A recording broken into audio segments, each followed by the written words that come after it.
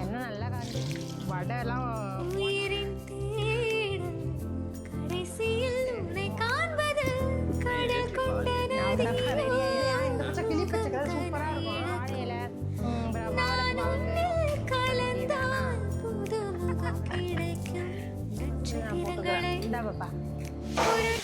Hi friends, அனைவருக்கும் வணக்கம். எல்லோரும் எப்படி இருக்கீங்க? நல்லா இருக்கீங்களா? இன்றைக்கி வந்து ஆடி அமாவாசை.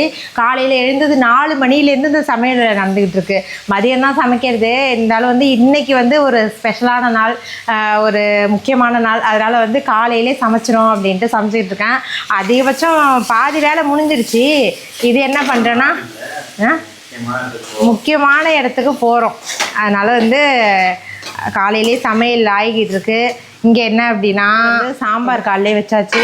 அதுக்கப்புறம் வந்து இந்த பக்கம் முட்டைக்கோஸ். நம்ம வீட்டில் சாதாரண நாள்லேயே கொஞ்சம் கூடுதலாக தான் இருக்கும்.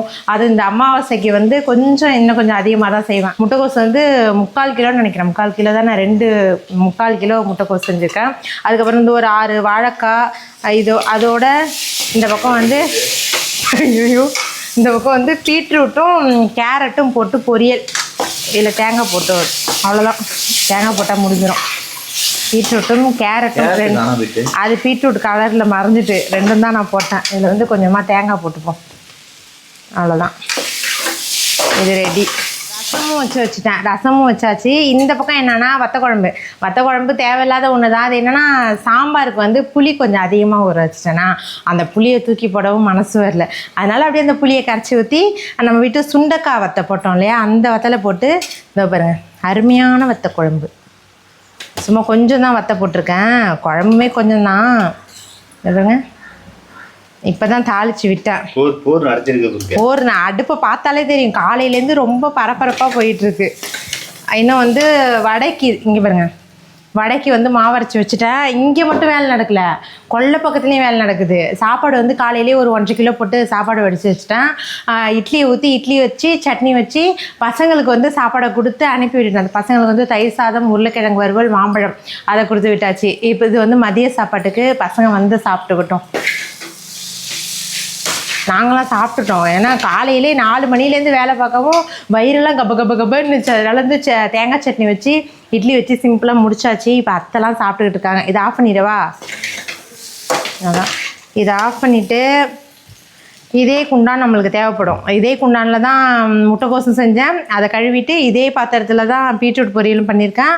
அதுக்கப்புறம் இதே பாத்திரத்தில் தான் வாழைக்காவும் பண்ண போகிறேன். அவ்வளோதான். இந்த பாருங்க, அருமையான பீட்ரூட் பொரியல் ரெடி. எங்களுக்கு வந்து அந்த துருவி போடுவாங்கள்ல, இப்படி தீத்தி போடுவாங்களா, அதை விட எங்களுக்கு இந்த மாதிரி கட் பண்ணி செஞ்சால் தான் பசங்களுக்கும் பிடிக்கும், எனக்கும் பிடிக்கும். சரி, அது கொதிச்சுக்கிட்டு இருக்கணும். அப்படியே ஒன்று இந்த பாத்திரத்தை கழுவிட்டு ஒரு குண்டான கூட காணும். மணி வந்து இப்போ என்னென்னா கரெக்டாக மணி 9 ஆகுது. கொஞ்சம் சூடாக இருக்குது. அப்படியே திறந்தே வச்சுருப்போம். அப்புறம் உங்கள் வீட்டிலலாம் அமாவாசைக்கு என்னென்ன சமையல் அப்படின்னு சொல்லுங்கள். நம்ம வீட்டில் வந்து லிஸ்ட்டு போயிட்டே இருக்கும்னு நினைக்கிறேன். இதை கழுவிக்கிறேன்.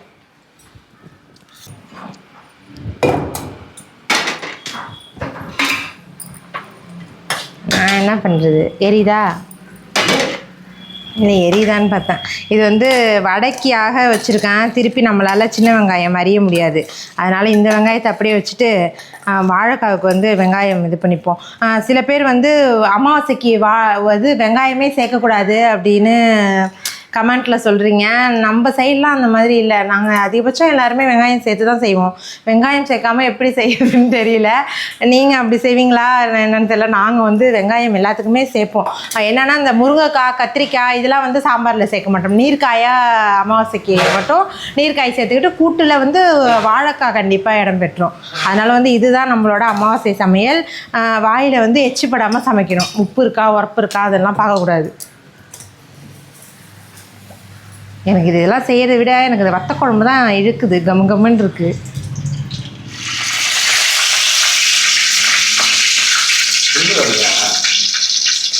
சிம்மில் வச்சா எண்ணெய் காயாது. இந்த வெங்காய அரியை மட்டும் ஏதாவது தனியாக மிஷினை போட்டு அரிஞ்சிக்கலாம்னு நினைக்கிறான். எவ்வளோ ஆமாம், உரிக்கிறதுக்கு அரியது கூட அது நீங்கள் சில நேரம் வந்து சாப்பர் இல்லாமலே கட் பண்ணிக்கிட்டு இருப்போம் பாருங்க. அப்போ வந்து சாப்பர் என் கண்ணில் அகப்படாது. அதை தேர நாளைக்கு நம்ம சக்கப்புக்குன்னு கையாலேயே நறுக்கிடலாம் அப்படின்ட்டு கையாலேயே யூஸ் பண்ணிடுறது நறுக்கிறதுக்கு. ஒரு நேரம் சாப்பர் இருக்கும், ஒரு நேரம் எங்கன்னு இருக்காது. இந்த புள்ள குட்டிங்கெல்லாம் முட்டை ஊற்றுறா அதை ஊற்றுறேன்னு சாப்பரை வச்சுக்கிட்டு ஏதாவது வெங்காயத்தை அரிஞ்சிக்கிட்டு கிடக்குங்க. அதுதான் வெங்காயம் கட் பண்ணியாச்சு, அலசிட்டோம். இதுலேயே அலசிப்போம். அடுப்புலையும் வேலை கிடக்கு. அடுப்பில் தான் வந்து இது மாவு கிடக்கு. அது என்னது வடை மாவுங்கிற பாருங்க. வடைக்கு அரைச்ச மாவு கிடக்குங்கிறேன். எண்ணெய் அடுப்பில் கிடக்கு. எல்லாம் நீத்து போன மாதிரி ஆகிடும் வடை. இதை தாளித்து விட்டுட்டேன்னா அப்படியே போய் அதில் உட்காந்துட வேண்டியதான். இல்லைன்னா எங்கேயும் ஒடியாந்துக்கிட்டு இருக்கணும். இது வந்து வாழைக்காய் கூட்டுக்கு வந்து கடுகு, உளுந்து, அவ்வளோதான். கடலைப்பருப்பு கொஞ்சம் போட்டுக்கணும். இந்த வத்தக்குழம்பு வந்து சும்மா வெந்தயம், நல்லெண்ணெய் நிறைய ஊற்றிக்கிட்டு வெந்தயம், வெங்காயம், தக்காளி மட்டும் அடித்து சேர்த்துக்கணும். நீங்கள் வந்து அமாவாசைக்கு என்ன ஸ்பெஷலாக செய்வீங்க அந்த நாள் அப்படின்ட்டு சொல்லுங்கள். இன்னும் நான் வந்து இது பாயசம் வேறு செய்யணும். பாயசத்துக்கு பாலை காய்ச்சி வச்சுட்டேன். என்னன்னா நம்ம அது பரவாயில்ல, எப்படி இருந்தாலும் வேகும். வாழைக்காய் தானே. அது என்னன்னா நம்ம சாதாரண நாளாக இருந்தால் டக்கு டக்குன்னு செஞ்சிடலாம். இன்றைக்கி வந்து என்ன ஒரு விசேஷம் அப்படின்னா, ஆடி அமாவாசையாக இருக்கா, நம்ம வீட்டு குலதெய்வத்துக்கு போயிட்டு வரும் அப்படின்ட்டு இது பண்ண. குலதெய்வத்துக்கு போய் 3-4 மாதம் ஆயிடுச்சு. அதனால் இன்றைக்கி போயிட்டு வந்துடும் அப்படின்ட்டு செஞ்சுக்கிட்டு இருக்கோம். ஏன்னா வர்றதுக்கு கொஞ்சம் லேட் ஆகிடும். நாங்கள் வந்து அரியலூர்கிட்ட போகணும், பெரம்பலூர்கிட்ட போகணும். இப்போ சமைச்சு வச்சிட்டோன்னா வந்து கூட சாப்பிட்டுக்கலாம். அப்படி இல்லைன்னா சாப்பாடை கட்டிக்கிட்டே போனாலும் போயிடுவோம். காலை சாப்பாடு தான் முடிச்சிட்டோம். ஆனால் சாப்பாடை கட்டிக்கிட்டே போனாலும் ஆமாம் போயிட்டு வந்துடலாம். வந்து வேலை இருக்காது நம்மளுக்கு. அதனால் ரெடி ஆயிடுச்சு. இன்றைக்கி நம்ம கூட யார் வரேன்னா, என் சின்ன மாமியார் வரல. அத்தை வந்து வீட்டில் இருக்கேன் அப்படின்ட்டாங்க. ஏன்னா அவங்க வந்து ஆடி செவ்வாவுக்கு இதுக்கு போனதே மயங்கிட்டாங்களாம், கோயிலுக்கு போனதே மயங்கிட்டாங்களாம். அதனால் நான் வரல பாப்பா அப்படின்ட்டாங்க. அதனால் என் பெரிய அத்தையை மட்டும் அழைச்சிட்டு போகிறோம். அது கூடவே வந்து என் சின்ன நாத்தனார் சுகுணா வராங்க. அண்ணி வந்து அமாவாசைக்கு சமைக்கணும் அப்படின்ட்டு அண்ணி வரல. அவ்வளோதான்.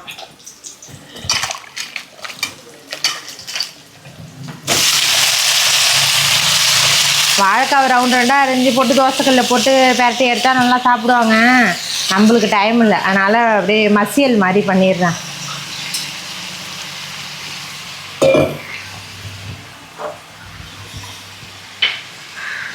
இதில் வந்து கொஞ்சமாக உப்பு,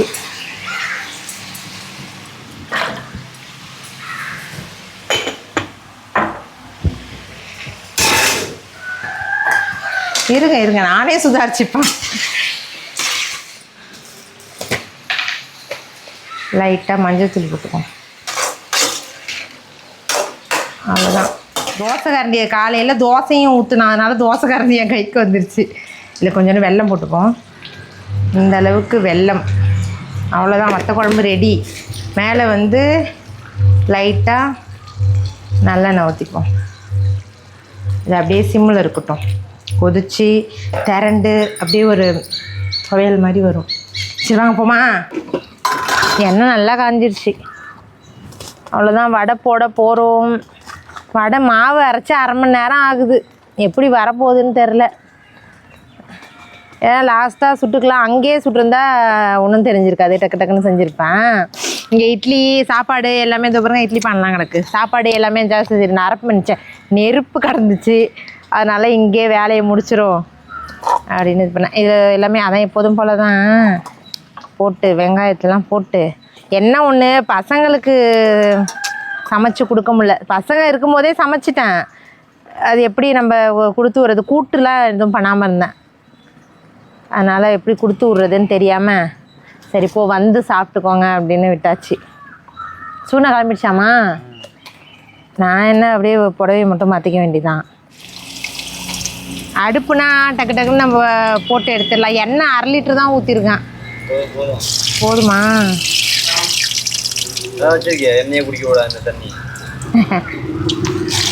வடைலாம் போண்டாவாக போட போகிறேன். ஏன்னா குட்டி குட்டியாக போட்டால் நம்மளுக்கு டைம் இருக்காது. இது என்ன இட்லி இந்த வடையை இப்படி எடுத்து வச்சிருக்கா? என் வடையை பார்த்தா உங்களுக்கு இட்லி மாதிரி தெரியுது. அது வந்து ஃபஸ்ட்டு வடை வந்து வெள்ளையாக தான் இருக்கும். அதை நம்ம லைட்டாக போட்டோன்னே எடுத்து வச்சுட்டு திருப்பி எண்ணெயில் போட்டு எடுத்துட்டா நல்லா செவந்து வந்துடும். அப்போ தான் எண்ணெயும் குடிக்காதான் அப்படின்னு எனக்கு ஒரு மாஸ்டர் சொன்னார். நான் உங்களுக்கு சொல்கிறேன் சீக்ரெட். அப்படி தான் எடுப்பாங்களாம். நானும் சமையல் பண்ணுறவங்களாம் பார்த்துருக்கேன். அப்படியே போட்டு உடனே அப்படியே அள்ளி வச்சுருவாங்க. திருப்பி அதை அப்படியே எண்ணெயில் கொட்டி எடுத்தால் நல்லா செவந்து வந்துடும்.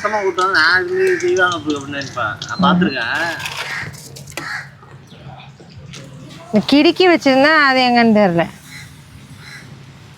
அதாவது ஒரு இடத்துல கிடக்க அதாவது தேடுறதுக்குள்ளே பொழுது போயிடும் அப்படின்ட்டு இருக்கிறத வச்சு செஞ்சுக்கிட்டு இருக்கேன்.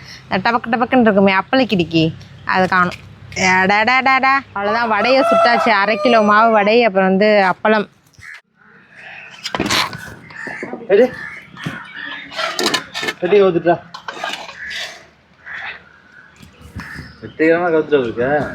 இல்லை கொஞ்சமாக தான். அப்புறம் என்ன கரிச்சடியா காணும்? பின்னாடி தான் இருக்கு. எங்க பின்னாடியே இருக்கு. சரி, அது அடுப்புக்கிட்ட செய்யும்போது ஏதாவது ஒன்று அப்படி தான் ஆகும். அவ்வளோதான். அப்பளத்தை வச்சுட்டு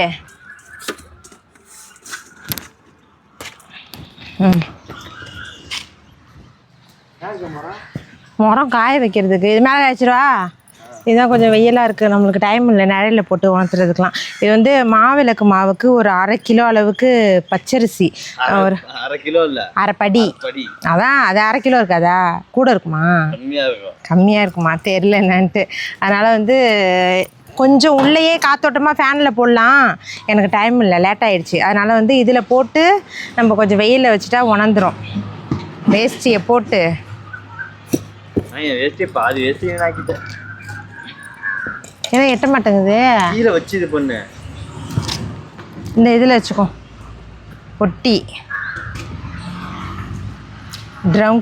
ட்ரங்க் பொட்டியா என்ன பொட்டி அது? பேட்ரி பொட்டியா?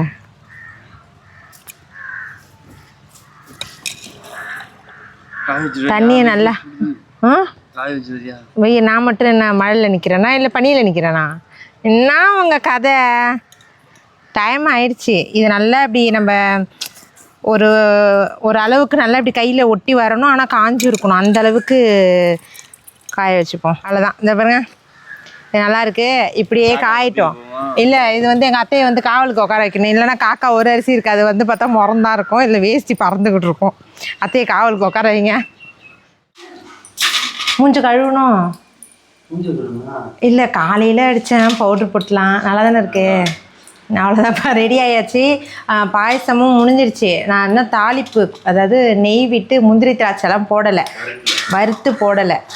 அதை மட்டும் வறுத்து போட்டுட்டா நம்ம சமையல் ஓவர். இதோ பாருங்க, நல்ல ஒரு பால் பாயசம்.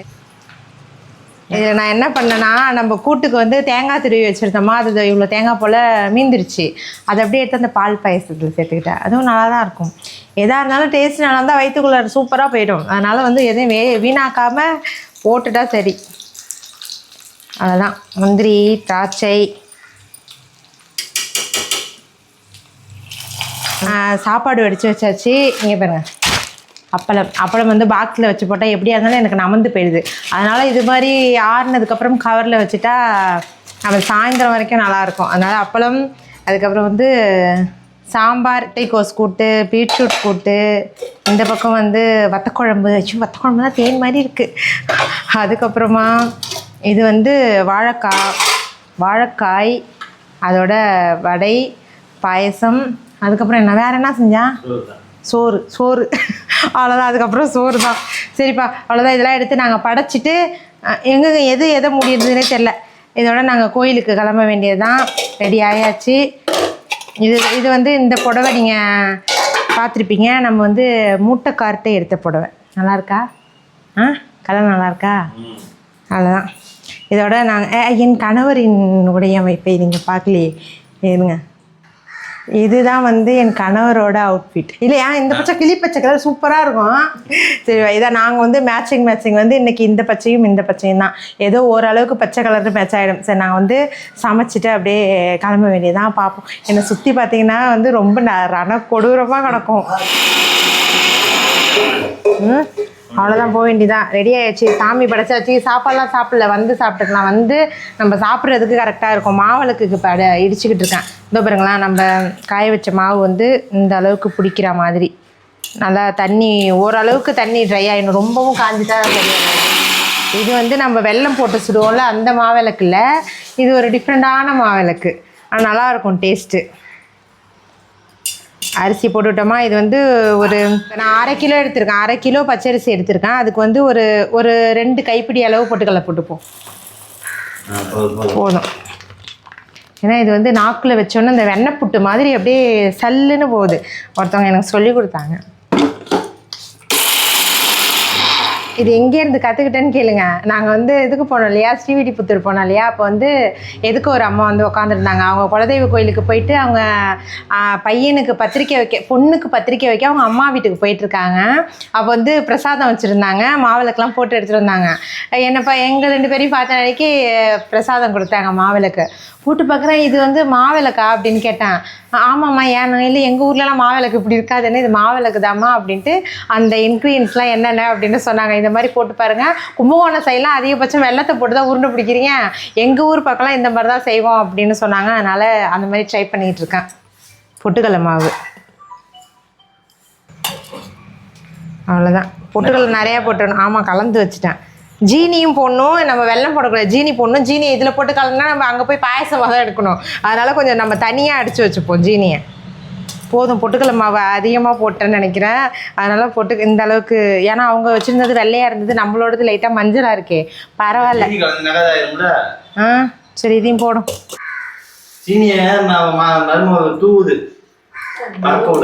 தூவானம்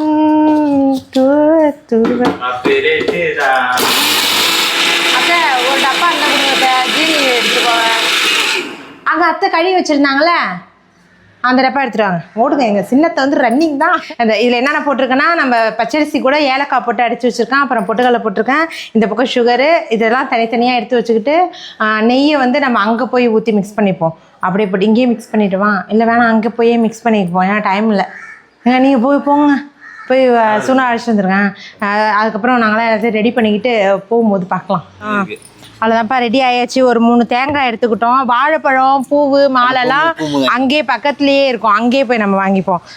எல்லாமே தேவையானதான் எடுத்து எல்லாமே வச்சுட்டேனே. முக்கியமாக செல்லை எடுத்துக்கிட்டேன்.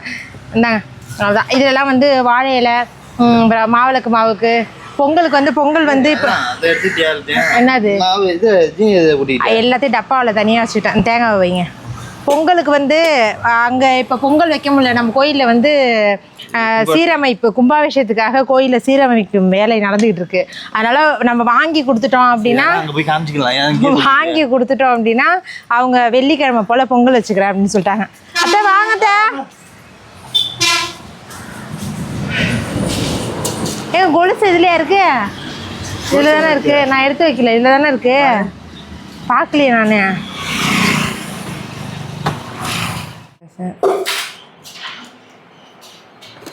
சுகர் நம்ம இல்லை பார்த்து இது மிக்ஸ் பண்ணிப்போம், மிக்ஸ் பண்ணிட்டு இருக்கேன்.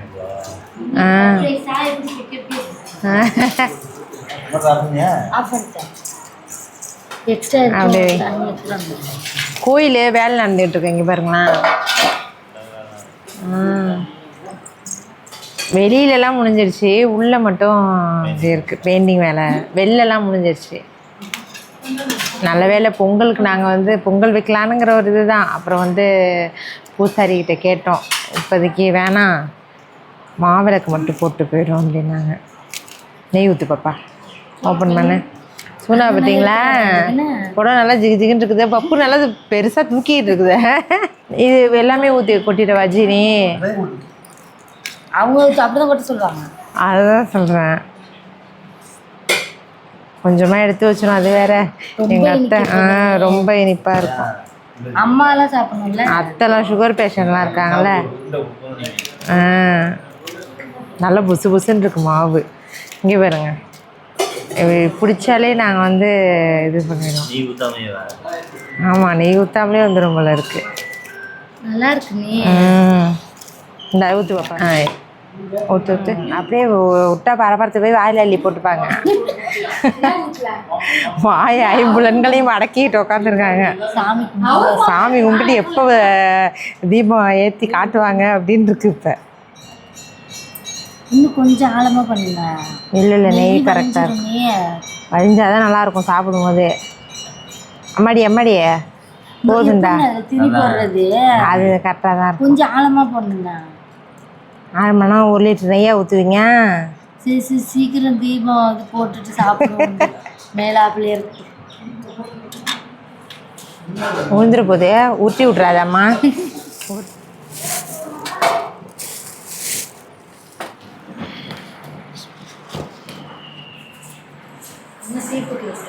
இப்படி நான் கையில் வச்சுருக்கேன். வச்சுருக்கேன். வாங்கத்த. இது வந்து இப்போதைக்கு கோயில் வேலை நடந்துகிட்ருக்கிறதுனால நம்ம கோயில் வந்து இப்போதைக்கு இதுதான். அந்த சாமியோட உருவத்தெல்லாம் வந்து படத்தால் வரைஞ்சி வச்சு இதில் தான் படைக்கிறாங்க. அவ்வளோதான், படையல் போட்டாச்சு. மொத்தம் 5 மாவிளக்கு உருண்டை போட்டோமா. 2 வந்து நாங்கள் இன்னொரு கோயில் இருக்குது, காட்டு கோயில்னு இருக்குது. பழைய வீடியோ பார்த்துருந்தீங்கன்னா உங்களுக்கு தெரிஞ்சிருக்கும். நம்ம குலதெய்வ கோயில் இது தான். இதுலேருந்து ஒரு 1 கிலோமீட்டர் வந்து காட்டு கோயில்னு ஒன்று இருக்கும். அதுவும் நம்ம எங்கள் குலதெய்வம் தான். அதனால் அங்கே போய் ஒரு படையல் போடணுங்கிறதுக்காக 2 உருண்டை அங்கே எடுத்து வச்சிட்டோம். அங்கே தான் ரொம்ப இன்ட்ரெஸ்டிங்காக ஜாலியாக இருக்கும். எங்களுடைய நிறைய மெமரிகள் அங்கே இருக்குது அந்த கோயிலில். ஸோ அத்தைங்க அது ஆவாரம்பூவே இல்லைங்க. இருக்கான்னு பார்ப்போமே. இதுதான் வந்து நம்மளுடைய காட்டுக்கோவில். இந்த பாருங்க கட்டிக்கிட்டு இருக்காங்க. இங்கேயும் குட்டி குட்டியாக சிலைலாம் வச்சு இங்கேயும் படையல் நடக்கும். இங்கே நிறைய கருவேப்பிலை ஆவாரம்பூ நிறைய. நாங்கள் வரும்போதெல்லாம் எங்கள் அத்தைக்கு வந்து இங்கேருந்து தான் ஆவாரம்பூ வந்து எடுத்துகிட்டு போய் ஸ்டோர் பண்ணி வச்சுப்போம். நிறைய இருந்துச்சு, ஒன்றத்தையும் காணோம். எங்கே இருக்கு ஆவாரம்பூ? இல்லைங்க. ஆவாரம்பூ எது ஆவாரம்பூ? அது இல்ல. ஆவாரம்பூல விதையே இப்படி இருக்காது. ஆவாரம்பூ கிடையாது. அது நாங்க போன வாட்டி இது எடுத்தோம்ல. இது ஆவாரம்பூ இல்ல. அப்ப வளர்ந்துட்டு அதனால நமக்கு தெரியும். அதுதான் இல்ல, நாங்க பார்த்த வரைக்கும் ஆவாரம்பூ வந்து சின்ன சின்ன செடியா தான் இருக்கும். இது ஆனா எடுத்து கூகுள்ல போட்டு பார்த்தா ஆவாரம்பூ என்று அழைக்கப்படுகிறதுன்னு வருது. ஆனா பாப்பா ஆவாரம்பூ தான் நினைக்கிறா. செருப்பு போட்டு இல்லடி அம்மா. இங்க பேரு எங்க எதுவும் இல்ல, காடு அங்க வெறும் முள்ளு வாச்சு வச்சா இருக்கு. இருங்க, வளைச்சு அங்க போங்க. நீ வரேன். பூவை அரைச்சு மூஞ்சில தடவிக்கிட்டுமானே. என்னது இது? அப்பல நான் எங்க அது வெறும் முள்ளா கிடக்கு. நான் எங்க முள்ளு குத்துது.